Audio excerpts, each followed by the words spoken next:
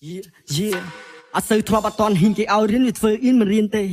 គេហ៊ានគេបានពីនៃឃើញទេសាច់ជីវិតខ្ញុំមិនដូចជីវិតគេព្រោះនៅរៀនខ្ញុំប៉ុន្តែខាងគោជីម៉ូតូមកឆ្នាំដូចលេងកំពុងទៅតាមរោស្រីស្អាតសេស៊ីយ៉ាសេ hello តនណាក៏លឺសំឡេងហូក្នុងក្លឹបក៏លឺសំឡេងហូតែខ្ញុំជីរកខ្ញុំឈោលោប្រុសស្អាតសង្ហារិសាសំឡេងពេលគេថាឲ្យខ្ញុំយកពេលគេហត់សន្មត់ខ្ញុំជាអ្នកពាក់បោមិនតតចង់បញ្ចប់ខ្ញុំជាអ្នកចៃយោអាខ្លះបានតែទ្រឹស្ដីវាប្រកែកតែខាងផោបាយក៏ទៅហូបមិនចាំបាច់អញញ៉ៃញ៉ៃបាយកាចាននឹងសរុបព្រោះនៅលើដីមិនរួមដើម្បីហូបនៅដើម្បីជោគសោះឈ្មោះនៅលើលោកអាបាទខ្ញុំឡើងចង់ល្បីចង់ឲ្យគេហៅលោកចង់មានជីវិតនៃកុំអាឡៃគួយឈ្នោះក្រៃណាតាតៃសម្រាប់ដងចូលជ្រោកលេងជាថ្មីទៅលេងដូមីណូលេងខៃស្រែកទៅជាឈ្មោះលេកូ MC សៃធ្វើងាប់រងគឺឈាមខ្មាស់ទៅធ្លាប់អត់តន់គេឲ្យរៀនធ្វើអ៊ីនមិនរៀនទេគេហ៊ានគេបានពីនៃឃើញទេសាច់ជីវិតខ្ញុំមិនដូចជីវិតគេព្រោះនៅរៀនខ្ញុំប៉ុន្តែខាងគោ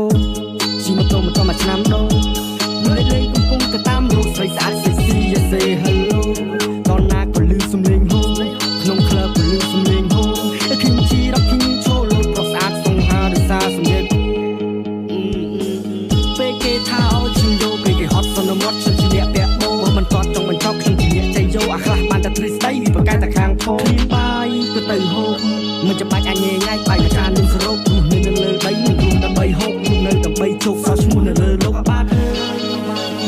ខ្ញុំឡើងចង់ល្បីចង់ឲ្យគេហៅលោកចង់មានជីវិតនៃកុំអាឡៃគួយឈ្នោះក្រៃណាតាតៃសម្រាប់ដងចូលជ្រោកលេងជាថ្មីទៅលេងដូមីណូលេងខៃស្រែកទៅជាឈ្មោះលេកូ MC សៃធ្វើងាប់រងគឺឈាមខ្មាស់ទៅសំឡេងទឹកសើអត់សូវធ្លាប់អត់តន់ហ៊ានគេឲ្យរៀនវាធ្វើអ៊ីនមិនរៀនទេ